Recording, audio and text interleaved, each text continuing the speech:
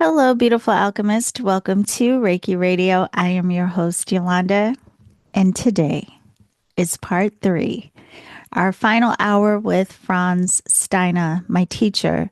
He is co founder of the International House of Reiki. He is an author. He teaches by traveling around the world. He teaches online. There are so many different ways to work with Franz and to connect with his work. So, with that, if you are interested in learning more about Franz and his work, be sure to visit his website, ihreiki.com, and you can follow Franz on Instagram at Steiner Franz. Both of those links are down in the show description. So, in today's conversation, I do talk to Franz about another aspect of his work, which is being an author. And in that, we have a discussion even around the historical research around Reiki. We also talk about the differences in lineages, and we talk about, again, his authorship. We talk about the essence of love. There are a lot of juicy nuggets, just like there were in the other two episodes. So I hope that you really have enjoyed this time with Franz. I hope that you will enjoy this episode as well.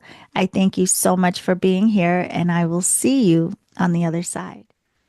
Okay, so we still, fortunately, have another hour with Franz. This has been so good, and I really do appreciate again you taking the time.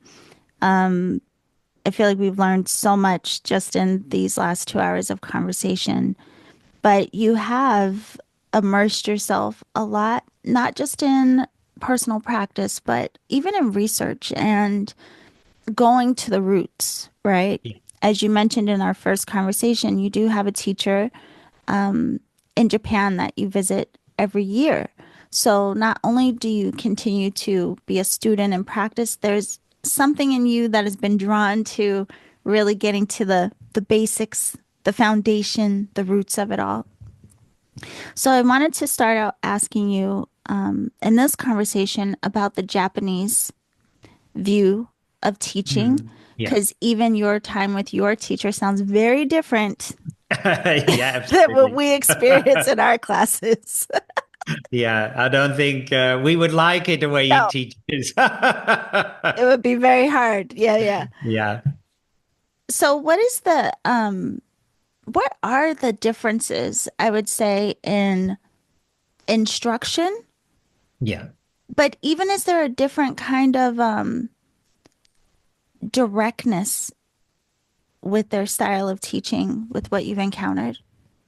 Yeah, I mean, I've trained with some modern Japanese teachers and it's just like pretty modern, but for me, I like these teachers who really have soaked themselves into most important into their true nature, that Right. they are emanating that great bright light. My Taoist teacher was like this. My current teacher is like that. I've got some other teachers who I work with who are like this, and I like that really who you can feel it, you can sense it. There's no anger, no worry, being grateful. They are true to a way in their being. They're just, even if you push them, there's just love and kindness and openness no matter what. Yeah. And I like to work with people like this. So in the beginning, I was very much about doing historical research. What was interesting, like where did this come from? But history is fickle, Yeah. right? We can look at it from many different directions. And again, if we have 10 people looking at one historical element, or maybe we've been there, we get 10 different viewpoints. So, and then one day, a teacher of mine, he said, Franz, do you think that the historical viewpoint and really researching that um, changes your life? Mm. And he said, I don't need an answer now. Go and sit with this. And then I sat with it. And a week later, I called him and he said, actually, not really. I said it changes my viewpoint, maybe how what to practice, but it doesn't really changes my life. He said, no, Right. yeah, correct. But most important is that you practice, that you sit on your butt and you do the practice, right? Yes.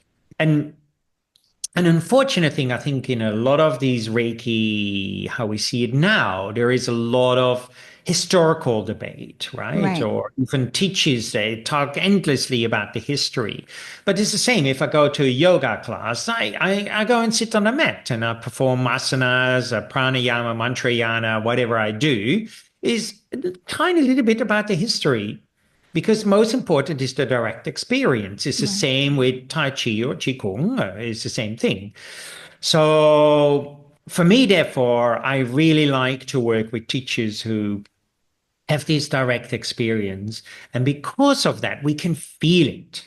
Mhm. Like we feel when an angry person walks into the room, we feel it. We feel when a person like this emanates this luminosity, this clarity. We can hear it in their speech. We can see it the way they operate in their daily life, right? So Yes. this is another important, if you're looking for a teacher, go and check out what they do in their daily life. Are they just sitting in the class being all holier than whole, but in their daily life, they are not such a kind people? Then Right. it is a bit of unbalanced stuff happening there. So this is an important element. We also have to investigate, does the teacher stay angry or is it comes in and goes? Can they maintain this compassion? What stays open and inclusive for everybody? Yeah. And so, yeah, but those my teacher in Japan, he comes from this very strict tradition and lineage, and yeah, they're really pushing you. They're pushing the buttons when you're Yes. there. They're really pushing you. But I don't think, as modern teachers, I could do it. Sometimes I do it, and then people get angry. Um, what is quite interesting. And then sometimes they get upset, what is also interesting. But it means there was already anger and upsetness inside them, Right. right? My teacher pushes these buttons because there are buttons to push. If there was no buttons to push, if I was 24 hours a day, this luminous light, there was no way he could push my buttons. Why? Because there was no buttons. So I need to be grateful that he pushes my buttons, that I can work with them, Mhm. right? But this is not, now we've become, oh, we can't say this in class and we have to be, what's that name again? Oh man, not PC, ethical, not ethical correct, politically politi- correct. Yes. political correct, or then we have informed, we have to do informed practice. Yes. And I go like, of course, I completely understand. Don't get me wrong. Right. But as a teacher, we cannot walk on eggshells for everybody. It's Yeah. impossible. It's not going to work. Also, not outside in your daily life. It's impossible, Yeah. right? And the teacher is ultimately there to trigger your shit so that you can deal with it and do something with it. Oh no, sorry, you can't. I'm here to practice Reiki, but you can't trigger me. Excuse me? I mean, if we really think about it, I'm not Right. trying to be horrible or nasty or Right. whatever. I'm just trying. If I shake this, water comes out. Not coffee, not tea, no lemonade, no wine, water. Why? Because there is water in it. If you get triggered in a class and anger comes out, or pain, or your discomfort, or your hurt, means there's hurt and pain and discomfort in it. Most of the time we don't see it because we say, don't trigger my hurt, don't trigger my pain, don't trigger my past, don't trigger these wounds. I'm just covering them up. They're not there. But actually they need to be triggered so that you can do something with it. Else you become a person who is constantly trying to protect yourself and you feel constantly hurt because people are triggering you, situations are triggering you. Yeah. And then these people go out in society and they feel more and more and more triggered. Why? Because they feel the need to protect themselves. They say, you cannot trigger me.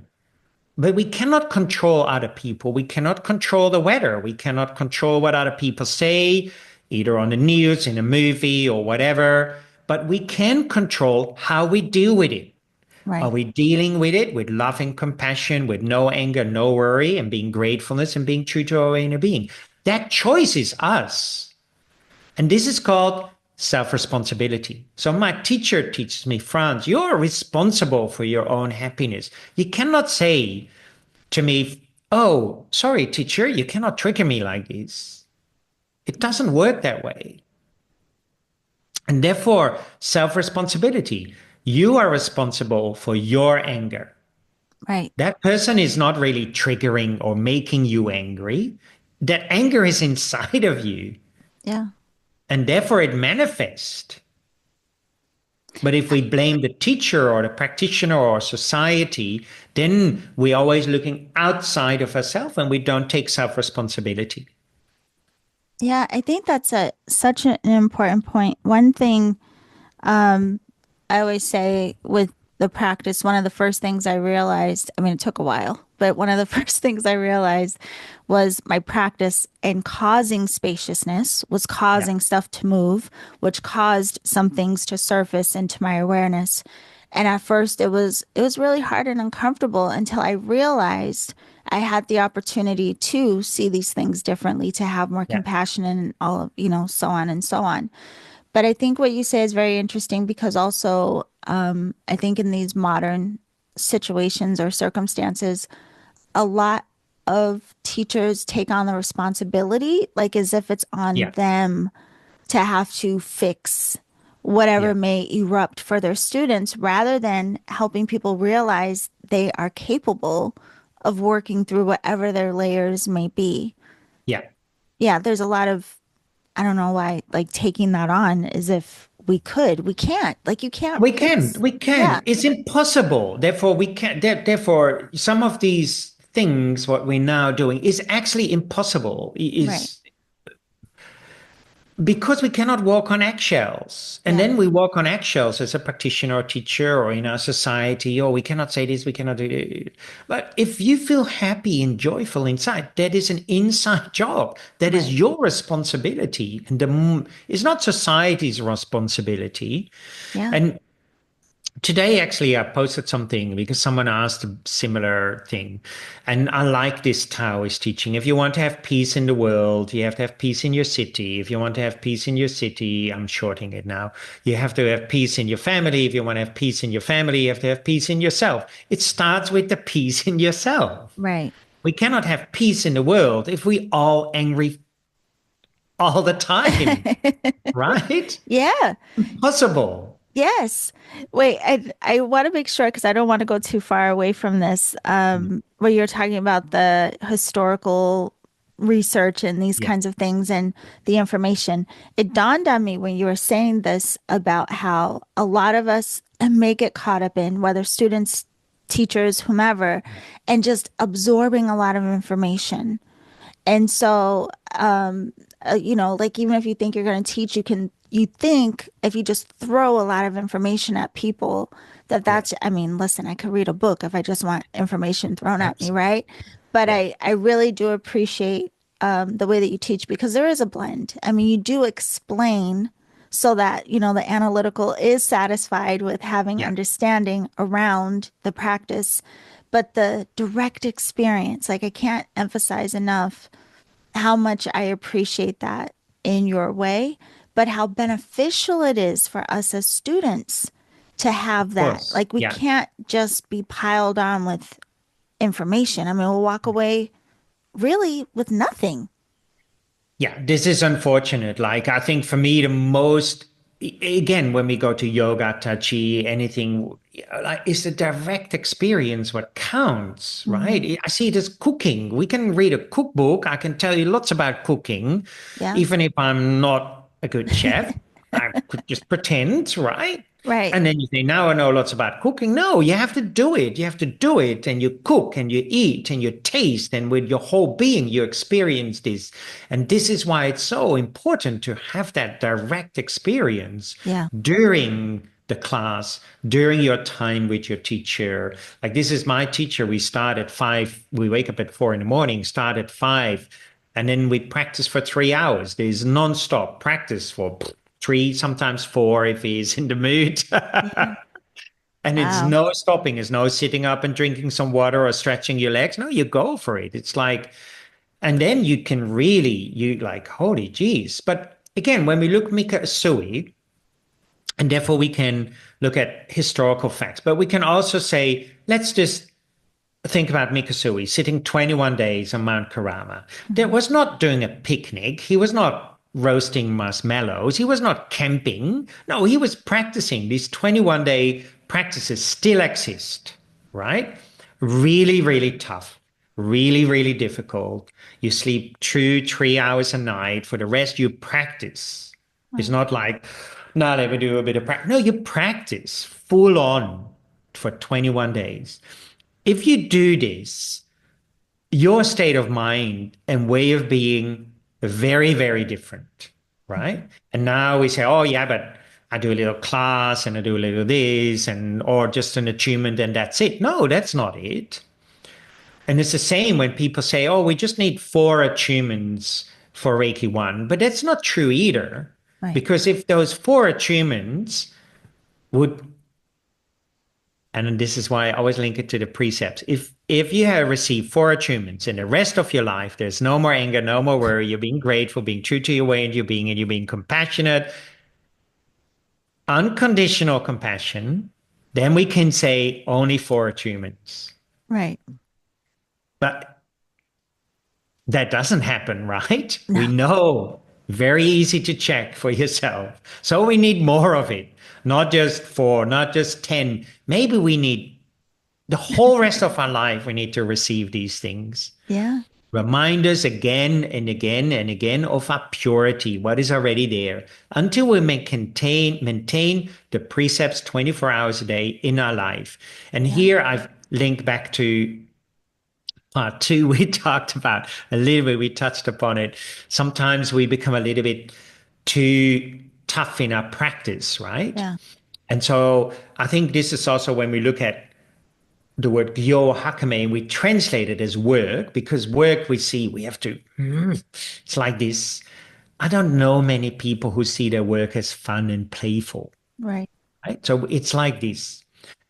Practice diligently already has a very different taste Yeah. to it, right? But practice diligently need to be infused with joyfulness. True diligent is we do something with joyfulness and playfulness and lightness. We're not sitting there going, no, we're sitting there to be light. This is why in all spiritual traditions, they use the word light. No matter if you look at Christianity, Buddhism, Hinduism, Taoism, the system of Reiki, the word light. Why? Because we feel light. We practice with joyfulness. We practice with lightheartedness. This is Gyo Hakame.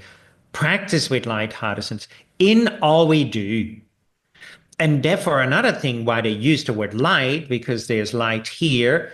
And if I have the best sticky tape in the world, nothing sticks to light. Yes. So if you say to yourself, I'm already the light, but if someone triggers your anger and your worry, then think again, because it means something stuck to you, That goes right? right back to what you were saying even before of not being worried about protecting ourselves. I mean, if you're Yeah. just being in the expression of the great bright light, then there's nothing that is going to stick to you. There's nothing to protect. And even more, your mind isn't afraid because you're not attaching Yeah. to the story of it all. You know, I wanted to ask you about this too. The going back to the historical research, because we do see in this community that there's still ongoing research. Of course, why wouldn't there be? Yeah. But it's very interesting what you say about, we can research and that's fine, but we also need to practice at the end of the day. And I bring this up because, I had the opportunity to co-host the Reiki Ray Summit that you were a Yeah. part of as well. And there was an interview that I did one of the years that caused a lot of people to be very upset. I mean, very upset because someone had shared information that put we'll say, a twist on the history of what we understand about Usui sensei, Yeah. you know.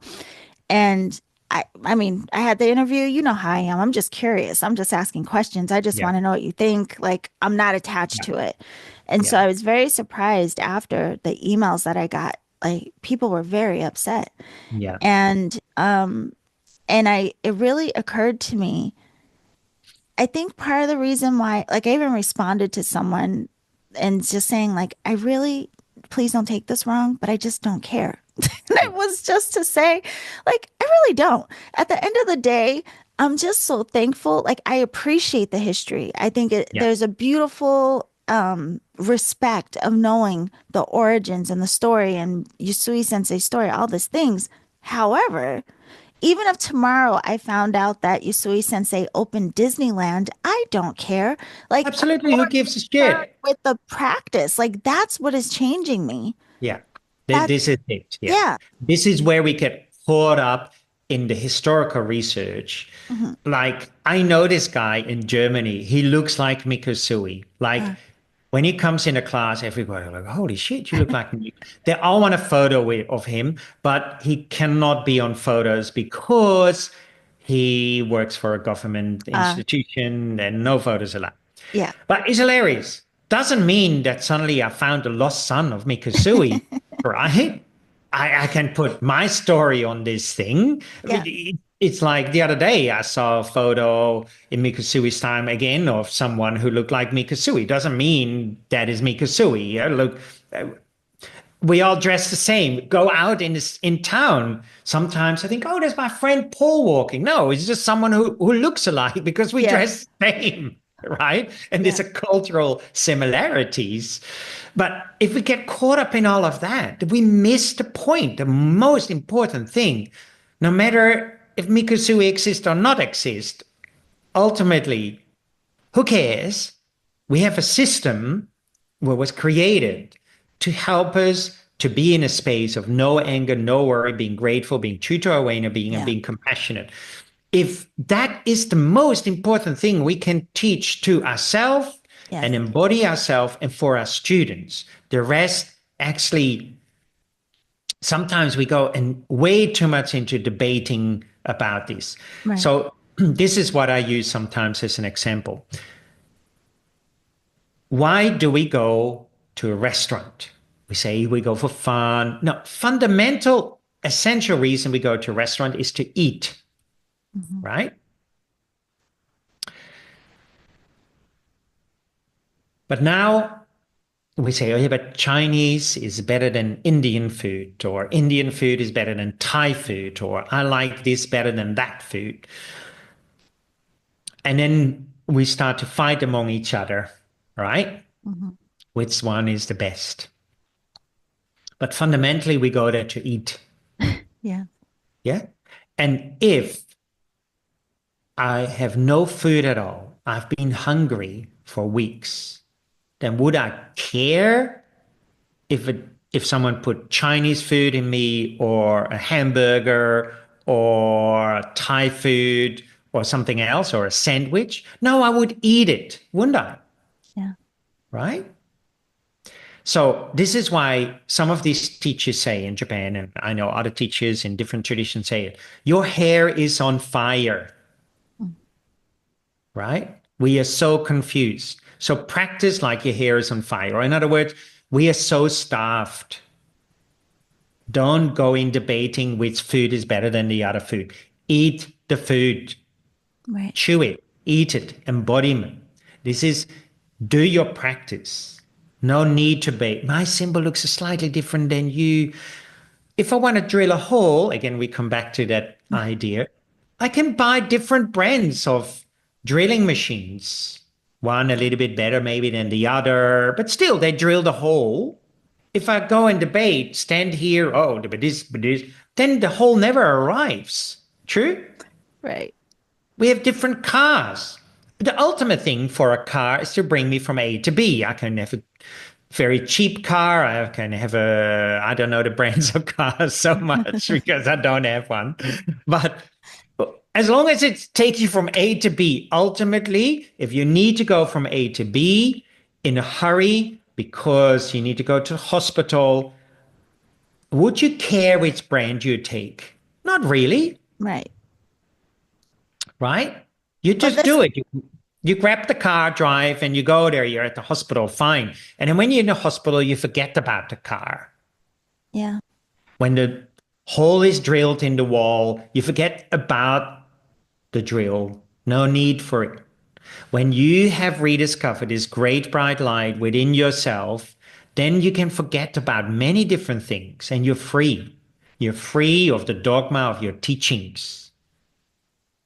that is incredible. Let me tell you why, Franz. I mean, I know you know, but I'm just saying, listening to you, it's incredible because I think you just,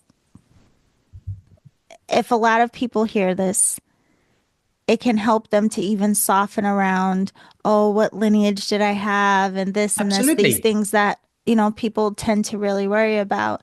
And even extending broader than that, again, that idea of where we're worried about people in our lives practicing the same things as us to get the same result. And Yeah. not just in the Reiki community. I mean, religious communities, the same. They share their Yeah. message in a Yeah. way because they think they're going to save you, Yeah. but really, this softening is, if we look at it, everything is trying to point us to the same thing.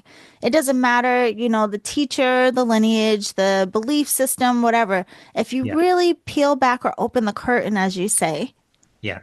they're all trying to tell us the same thing, which Yeah. again to me is even fascinating. I mean, from every direction, Yeah. there are these ancient teachings and philosophies, and though they may have been translated and mistranslated and scattered all over time, you can still get the gist Yeah. underneath the surface of it all, and what happens when we actually apply it, and what happens when people really try to live the expression of whatever the teachings are rather than just talking about it. Yeah, I mean, this is when we hold on so tight. I Yeah. am practicing purple Reiki, blue Reiki, green Reiki, and it's this is my way, this is my doing. We go like this. Yeah. We're like angry practitioners. Yeah. We're not we're not like this. We don't practice. But if we can practice, this is my way, my gyo. This is also why gyo in Japanese means karma. Gyo means also pure experience. This is my pure experience. Your pure experience is different. But if I keep practicing, my yoga is better than your Reiki, and my Reiki is better than the green Reiki, like this, then actually what we're doing, we're watering this. And therefore, when we go in our daily life, we're watering separateness again. Right.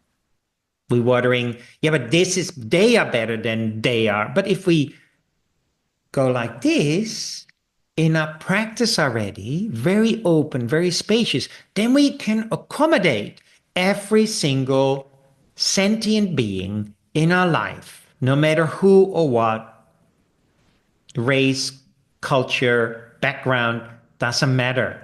Yeah. And then we create a peaceful society. But Yes. if we keep saying my religion is better than yours, or my Reiki practice is better than yours, or again, where comes it from? I, me, mine. And when there is a mine, there is a you, and then we have problem. Yep. But we have to melt. We have this responsibility for ourselves, for our future, for the children, for the earth, for our whole being. We have a responsibility to melt this. And to melt it, what do we need? We need warmth, we need light. Now, that's what I wanted to ask you. I'm so glad you just said that. Heat. Yeah. Heat is very interesting within, within the system of Reiki, but Yeah. within healing, right? Hmm. So, another thing I was talking about recently, it's interesting that there is this warmth that can be felt when we Yeah. are directing our mind towards Reiki or this emanation of light from inside out. There's this heat. And I was thinking about how one time I heard something about in Chinese medicine, heat is very important, and how even in modern ways, Western ways, if you have an ache or pain, like you might use a heating pad or a heating bottle, Yeah. or heat is all around all this healing. So Yeah. I wanted to ask you about that in relation to Reiki. Do you have any insights about this, like heat as it relates to healing, or what you personally may think about that? Yeah, of course. I mean, again, I like looking at a lot of traditional practices, Hindu, Tibetan, Chinese, Japanese, etc., old alchemy. You always see images of fire or Yes. heat, shamanic practices, same thing. But it's not an out fire. Sometimes we see the fire outside, it's your internal fire. However, these days we carry the fire very high up here Mm, in our head. We can see this when we get angry or worried, our head becomes real like burp. So we need to bring that fire into our belly. Yeah? This is why so many people also have digestive problems, mm, right? Why? Because the heat is up here, can't digest things. It needs, because our digestive system is here, it needs to be going down. And the more it's below our belly button, we can actually, if we pull apart the kanji of Reiki, we can see this hidden within it as well. yes. That fire needs to be underneath the pot, right? If I want to cook rice, for example, then it needs to be underneath the pot, not above the pot. The Yes. pot is really, here is all this water, eh? Like our legs, of course, are also with water. Here's a lot of water, right? Not here, but here. So it needs to be like this. So normally we very frozen. We like ice cubes. And if you are an ice cube and I an ice cube, we go like this. If this one melts due to the practice, the heat of the practice, Mm, right? Diligently, we all notice when there is a diligent doing something, we feel the heat, right? But again, the flames are not like this. We don't practice. They're playful flames. We go like this. We practice playfully, like these flames. This is why I like this symbology of all it. It's all there. yeah. No, but if this ice cube melts, then imagine what? This water where they're both sitting in is now warmer. So a possibility for this ice cube to melt as well is there. But if we all stay angry about what is happening in the world, or with our teachers, or in class, or like this, then nothing is going to melt. One person needs to take that self responsibility to melt. When that person is melting, automatically already less problem. That person says something, does something, already less problem, no issue, Yes. right? But then, because of this person has melted, already a possibility because the water now becomes warmer, where we're not individual beings, we're all interconnected. So the interconnectedness becomes warmer, less frozen. So now the others can also melt. And so now again, we create an environment for love and kindness. I see it. I live in this town, maybe 200,000 people. You say, morning, morning, how are you? Hey, how are you? You don't have the best friends. Sometimes people I don't know. And you see how people react to this openness, this lightness, this warmness. I had an experience not so long ago. It was hilarious. I went dancing and I walked back, and there's a park here. It's dark. It was like 2 a.m. or something in the morning. I walk back and there's this four kids on a bench sitting there. And one of them says something not so nice. Yeah. But I flip it around with a laugh. And so they're laughing. And I said, hey, that was funny, man. And so I stop and I go like, I saw you sitting here when I walk to go into town, and I see, oh, you're not cold. And we start to have this chat. They were 16, 17, no, 16 years old. Maybe one was 15. And I said, oh, we cannot go to a cafe and we don't want to sit at home. So we sit here. And then this one guy, he goes like, hey, so we share a one joint with this guy? I don't really smoke this. So I said, yeah, if you want, I smoke a joint. So this joint went around like this. And you could see they were melting. I was laughing. They were laughing. I chatted with them maybe 40, 45 minutes, Yeah. whatever. We had a laugh. And then when I left, the one guy said, "Thank you for stopping. Thank you for chatting with us." He said, "Most people think we're, afraid of us, but actually we're just young kids trying to Yeah. have fun. And sometimes we say strange shit like what we did now before, and you could have gone like this, but you played with us and we smoked a joint, and then I walked back home and go like, ooh." But this is how when we melt, then Yeah. that is the warmth. What is this warmth? Compassion and kindness and love. If I reacted like this to these people, then there was more friction. It's the same in a class. We cannot walk on eggshell. But if we say, here is this love, here, maybe that other person can also melt. Yeah. But it's their responsibility to melt. It's not my responsibility. They have to do the work themselves. Mhm. Same in society. Each person is responsible for their softness, showing compassion. And if we all stay ice cubes, we all stay angry because we're angry about the environment, we're angry about political stuff, we're angry about what other people tell us or how they show or not show love, and we all like this, nothing is ever going to change. One person, each individual person has to have this responsibility to melt. And we do this to the inner heat of practice, the inner heat of love and kindness and compassion, just like that. Beautiful description, Franz. I'm so glad that you said whatever you said that made me remember to ask you that. But that's a really cool story, too. And even though they were young, I think it's kind of a universal thing now where it's common that we're Yeah. scolding each other. And Yeah. so for you to lean in and kind of joke with them and, create this lightness, and then I mean, that's one of those things where you'll be someone they tell a story about 10 years from now.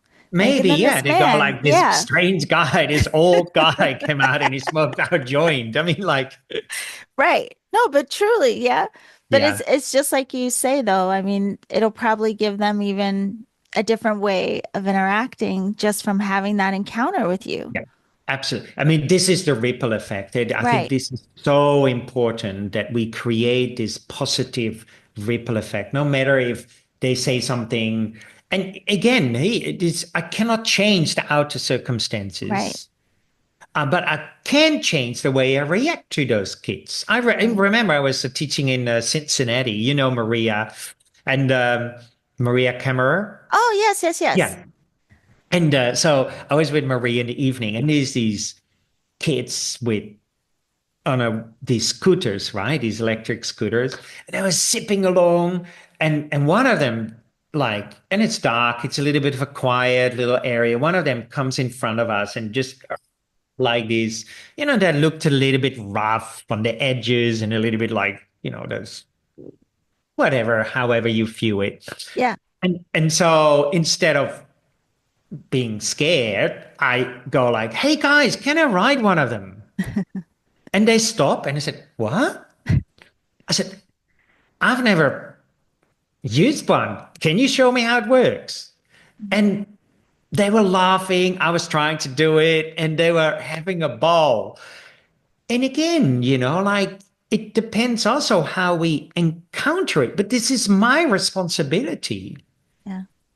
And again, suddenly these young kids melted and we had a fun encounter. They might again go home and go like, whoa, there was this crazy dude from Holland. But Well, this is so important how yes. we but it is my responsibility, right? Mhm. And this is again, and then when we can look, for example, how we come back to that, where we kind of started off with in our first episode, body, mind, and breath, because fire needs oxygen, Mhm. right? So if I breathe up very high up here, what nowadays is our standard mode for most of the people, we can easily check this because we are in this fight and flight mode all the time. So we're breathing up here, Right. but that fire needs to be lowered down. So we need to do the deep breathing, right? So that there's oxygen down there to ignite this fire. Fire also needs space. right? So a mindset of spaciousness and openness. If we realize this mindset and spaciousness of openness, and we do this automatically, our natural breathing, right? What is already deep? You only have to look at a baby, how a baby breathes. It's a natural deep belly breath. If we do this and we go back to our natural way of breathing, not our unnatural way of breathing, but to our natural way of breathing, automatically that inner fire is already ignited. Mm-hmm. So Yeah. spaciousness, breath, then that fire can really, and here it is. If I throw something in the fire, does it make a distinction? No. It just burns. No matter if I put metal in it or wood or something else, it burns. And if I throw it in a very good fire, nothing left. Right. So someone says something, but it goes into my really big bonfire. No anger left, no worry left. I do hands-on healing. I have a specific experience. It goes into my bonfire. No worry left, no fear left, no issue. This should be your next book, Franz. All about the fire. All about Come the on, fire, baby, all light about the my heat. fire. Come on, baby, take me higher. This is like the promo for the book that is to come. But really, truly, I mean, I feel like we could have gone all day about that. Yeah, But also, absolutely. again, now I can't believe our time is getting close. Slowly. Oh, we I still is have. slowly. But I do want to talk about you as an author because Yeah, one, obviously, I am so grateful for the books that you write and what you've put out there because, as I said, that's how I was introduced to your work through one of your books. And yeah, it really did, that book gave me permission to accept what I was experiencing in my practice yeah, beyond what I may have learned from previous teachers. yeah, It is what turned me around from thinking, am I doing something wrong? Is this not Reiki? No one said this was going to happen, right? yeah. So I appreciate you. And I tell you, but I just don't think I could ever articulate it enough. But you are an author. How many books have you written? Do you know? Yeah, I've co-written one, two, three, four books with Brahman Logan, and then I've written three books myself. And really, particularly for me, the books I've wrote by myself was really an expression of my own part. So if I look at the first book and then the second book and the third book, they're quite different. There's Mhm. similarities, but it's different because my viewpoint changed, Right. right? The way I looked at it due to my inner direct experience, due to working with the teachers I've been working with. And this is what I often get from same what you were saying from people who've read the books. They said, this is actually what I really felt. Right. And why has no one written about it like this before? Because most Reiki books are very basic, either a historical book Right. or it's basic hand position, symbol, mantra, but not really about the inner meaning of the system of Reiki, the inner teachings of Mikusui. And in fact, it's actually super clear. Like, for example, again, when we look at the third symbol and mantra in Reiki 2, if it's just Japanese kanji. And if we translate that, it means my original nature is right mind. Now, A doesn't say anything about distance healing. Right. Again, it points out to your essence, your original nature, your essence. And again, it points to our mind. And Yeah. right mind in Japanese is also no mind, is also called mushin. It's a very normal Zen viewpoint. And we could look this up very easily. And then we can see what was Mikusui actually pointing out. Very simple. Right mind. Look in Zen, look in Japanese spiritual teachings, and we come to see what right mind or mushin or no mind was really all about. And this is what Mikusui presented us. Right. And then we changed it into distance healing. And we say, oh, we're sending energy with this thing, with this symbol and mantra. But in essence, there it just says, my original nature is right mind. So it's right in our face. Yeah. But we have to see it. Many things are right in our face, but if I don't see it and I don't want to see it, I don't want to engage with it, then I cannot do anything about it. Yeah. Well, So this is, no, please go ahead. I'm sorry. so the first thing as a practitioner, I need to recognize what is right in front of my face. Then I have to ask questions. Why is it there? And how can I work with it? Why did Mikusui put my original nature is right mind in there? Why is the precepts about the mind? Why is, for example, the other symbols and mantras very similar? Infinite light or I Yeah. am Kami or those kind of elements. Why? What was Mikusui trying to point out? No matter who he was or who he not was, right? The embodiment of the precepts in our daily life, most important, is the most important thing. And this is why I wanted to write those books. I said, look, don't get distracted by these different meals, right? If we super hungry and we don't have food, we're not going to debate the different meals. We're going to eat it. So go and engage with your practice, embody it. But I love that you give that teaching to question because that's what I think that's, again, one of those things that has kept this interesting to me because I was initially taught about the symbols from a way of how they're used in session. Yeah, But when I became curious about, but what do they really mean? yeah, What does it really mean? And not in the way of just using it in an externalized way, but what is this supposed to be teaching me? What is this that I'm absolutely. supposed to understand Yeah, about me, about energy? Like, what is this stuff, right? yeah, And now, I mean, the symbols are so fascinating to me, yeah, but so are the precepts, and so is laying of hands, and so is everything within this. When you do have those experiences or recognizing what is it all pointing to, like you started us out with in the yeah. conversation. I mean, this is what I like about Buddhism. You know, in Buddhism, Buddha said, don't believe me. Investigate what I'm teaching you and see if you can have the same direct experience as me. And then you can say, yes, this is right or wrong or not. And ultimately, again, what is it about? Love and compassion. A compassion what doesn't change according to circumstances. So Yeah. therefore, we have to keep practicing. We have to be engaging. We have to keep melting this frozenness. And that for me is really when we look at the signposts are the symbols and the mantras, the meditation practices, the hands-on healing. Ultimately, they all read you, are all signposts Yeah. pointing to the same thing. Our original nature, our right mind, the mind of no anger, the mind of no worry, the mind of, let's go straight to the point, compassion. A Yes. compassion, what is equally for everybody. Yeah. Well, I have to say, for anyone, if you haven't read Franz's books, you should now.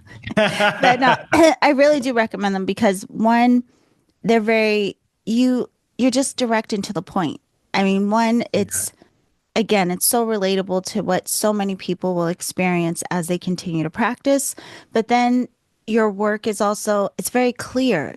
You know, you're not making it, you're taking what may normally be complex and hard to understand for people, and you break it down in such a simplistic way that now we can use it.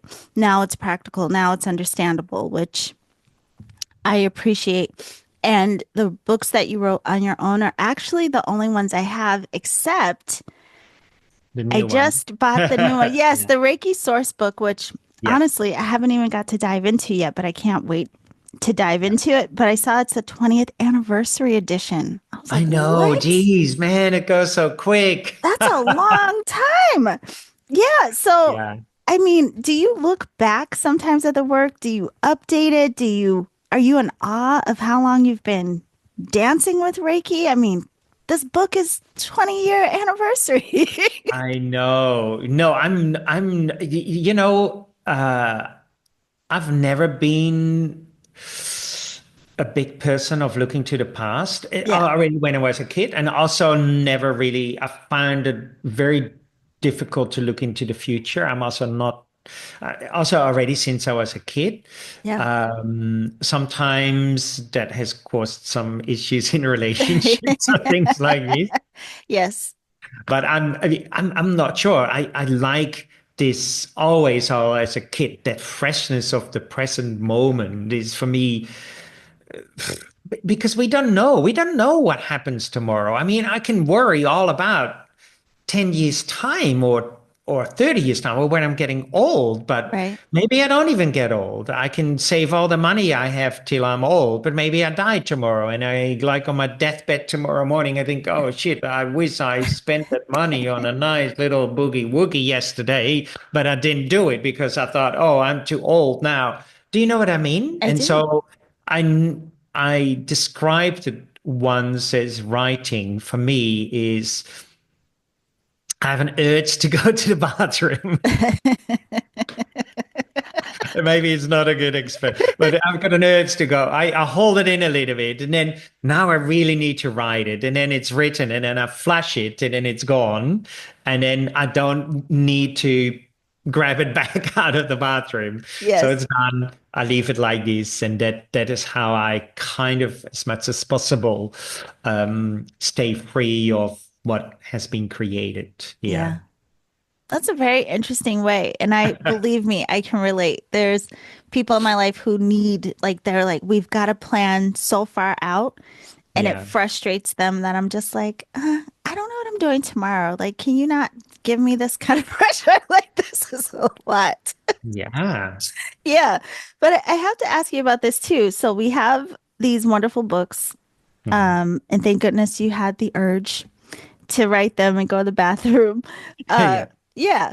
But also, I have been fortunate enough to study with you because you have come and you do come to America several times a year. You go to several countries. You just mentioned you were in Germany. Is that where you said you were? Yeah, just Germany. Yes. Yeah, I'm Yeah. going in March. I'm in England and in Paris, then America, Italy, Germany again, Holland, Australia. Hmm. I mean, that's a lot. So I wanted to ask you about this too because Yeah. I look at you sometimes I'm like, how does he do this? Because I mean, that's interesting that you trek around the globe and you teach. But again, I think we're very lucky that you do. But Yeah. is does that even give kind of a different lens on not just Reiki, but life that you get to kind of dip your toe in all of these different types of points of view? Oh, And maybe even the absolutely. students may have different Yeah. angles because you're going to all these different cultures. How does that Yeah. add to your experience? Absolutely. I mean, you see all these different cultural labels. Hmm. And again, this is also where we get so confused, I think, in our life, right? And because my essence is not Dutch. Your essence is not America. It's just a label Yeah. we stick on it, but then but you're American and I'm Dutch, and then we get conflict because we keep sticking on these labels. I didn't come out of my mom and say, hey, I'm Dutch. Yeah, right. You didn't come out of your mom, I'm an American. No, you were just a human being. Can we not just be human beings? Right. But now we say, oh, I am Dutch. And so when I travel, I see that all these different people just want one thing: love and compassion and happiness. They Yeah. don't want to have these strict labels in a way. If you really Yeah. ask them, if you really sit with people like that, actually, they just want to have a happy, joyful, playful, fun life. Yeah. Yeah. And in that, we're all the same, right? And so I think really we need to do away with all these labels and these things. Even the concept of label of man or woman. I mean, this is another fun thing. It actually happened last night. I was going out with a friend who I know for a long time, and I went in this restaurant. And I know I go there a lot. And the manager of the restaurant is a friend of mine. He goes, Frans, oh, the other day again, some people said, the guy who sits here often, he's gay, right? And she goes, no, Frans is not gay. But I find it fascinating. But again, these are just Yeah. labels, right? Yeah. If I get angry about someone calling me gay or straight or non-straight, these are just my essence is neither. Yeah. My essence is just love. So the more we tap into this, then we see all these obstructions we make in society about these labels for different people, different whatever. Let it go. Can we not just live our life and be humans, being kind to each other without the need to put people or ourselves into these boxes? Yeah. Then we can be free. Then we have a compassionate and kind world. And then who knows? Right? Yeah. No, it's And that true. for me is when I travel, it really helps me to be more open-minded Yeah. because then we can see that everybody just wants to be happy. Everybody wants to have some food on their plate. Everybody wants to have a little house and a shelter, maybe some clothes.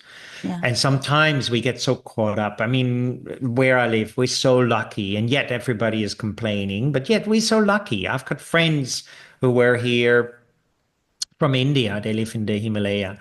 They need to go out and carry water inside their house. She has rheumatoid arthritis. Her hands are like Oh, these. She can do a little bit. And yet, for the 8 days they were here, I cried every day. They were so grateful for nothing, for just waking up in the morning. They yeah. were so loving and kind for nothing, just to be alive and to be with people. And I go like, wow, these are just Reiki, Yeah. right?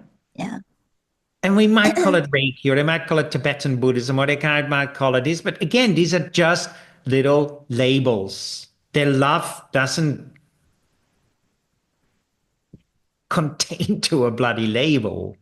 And that for me is Reiki. Reiki is breaking free of these labels, of these that we can shine that light. If we put labels around the sun, we don't see it, Yeah. right? It's like this.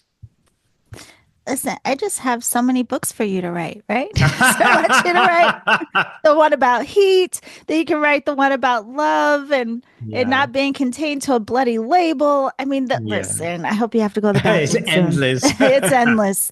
It really is, Franz. And I have to say, this did go by much faster than I could have imagined. But again, knowing it was you, I knew it was going to be a fun time and an easy conversation. But I do thank you for everything you've shared. However, the fun can continue. So, Absolutely. yeah, if Franz did not mention your state or your country, your city, then we still have ways to work with you because you have an incredible online platform where Yeah. people can work. And is it open to all levels, primarily what you share online? Yeah. Yeah. I, for example, have a virtual practice evening. It's twice a month and it's open to everybody. We do different practices. We talk about different things, mainly a lot of practice because I can talk for hours, as you can hear, but the practice is most important, Right. right? Yeah. Yeah. So all levels are welcome. And what is the website where we can go and register for classes, whether in person or online? IHReiki.com. So IH stands for International House of Reiki. iHreiki.com. I'm going to put it down in the show description. Every time you join us, I always recommend that people also follow you on social media, mainly because, yes, you do post incredible quotes that give us these wonderful opportunities to reflect, and they're beautiful. But I have to say, my favorite of everything you post are your photographs. I mean, they will stop. If I'm scrolling, one of your photographs will stop me dead in my tracks. And I always know it's you Yeah. because, I mean, the way that you pay attention to the framing and the lighting. I mean, you have quite an eye over there, Franz. But your photography is incredible. Thank you. Are you going to do a book of your photography? Maybe one day. It's also on the list. Yes. I mean, it is. It's so beautiful. And I'm like, where are you? Where all of these um buildings and structures and trees Yeah. are reflected in the water and the light of the sky. I feel like Yeah, people are like, it's a what? beautiful town here, and so yeah, it's great. Yeah, I like it. I like to walk around and capture it in the way I see it. Yeah. Yeah. I mean, so if you can follow Franz to learn some things, or you can even, I think, learn from the photography too, because it is quite stunning. On Then I Instagram also though, post some quirky photos on my social media because I think, this is maybe also where I think in spirituality sometimes we have a little bit become too serious and yes. we forgot. So this was my last photo from the weekend. I Oh had a little yeah. facial mask. But I think it's also important, right? Because for me, spirituality is again is not being serious, is Yes. being like a kid is spiritual, a little Yeah. baby is spiritual. It's not being there all serious, There's a joyfulness, there's a playfulness. Is we can see this great example, Dalai Lama, or in the past, maybe Lama Yeshe, for example, or Sunryu Suzuki in Japan, or my teacher. He has this strictness, and at the same time, there's this huge playfulness. He walks around with his big yellow rubber gloves, has some song on loop and singing there doing the dishes. Fantastic. And I always say that's how I often describe him. Like he just is fun. He's just fun. Like you can't, I don't think someone would I mean like yes, there's a seriousness to you sometimes, but the funny and the playful always peeks through. It's almost Yeah. like you can't even contain the serious mode for too long because at some point something's gonna erupt. Something is going. But again, if we look at light, right? Mhm. Light is playful, right? Yes. It's not serious. We can see the light playing on the water or on the trees. I live in front of a park, and when it's rained, the light is playing in between the trees. I mean, it's beautiful. Yeah. So for me, these are wonderful examples why we use the word light in a lot of these spiritual practices. We become light-hearted. We don't become serious. Right. All of these teachings, if we become too serious, we already know we're not practicing it correctly. Yeah. Yeah. And that's always a good reflection, I think. I often that's what catches me. Like how am I Yeah, being at any given time? Like yeah, how am I absolutely. feeling and what's coming out in my behavior, what's coming out in my words? And Yeah, it's like the best way to really check ourselves and come back yeah, to how do I get back to this spaciousness? And it's an ongoing journey. You have I feel like we really did have a class with you, and this is incredible. I want everyone to know if they want to follow you on Instagram, it's in reverse, right? yeah, It's Dinah uh, Franz. How do you yeah. say your last name, Franz? All these years, I Stiene, Stina. I Stiene, feel like I Inda, say it. yeah. I don't really care. It's just Okay. some bunch of letters thrown together. One of these days, though, I every time I say it, I'm like, is that how you say his last name? I don't know. I think everybody knows who we're talking about, though, Yeah, no matter how it's pronounced. yeah. But thank you for spending 3 hours with us. Thank you, Yolanda. Absolutely fantastic. I loved it so Yeah, much. Really great. it was so much fun. And for everyone, again, you can continue the fun with Franz. Go to ihreiki.com. I will put all of the links down in the show description. And hopefully, we will see you again soon. Hopefully, in California again soon, but definitely back here on the podcast. Thank you so much. Thank you.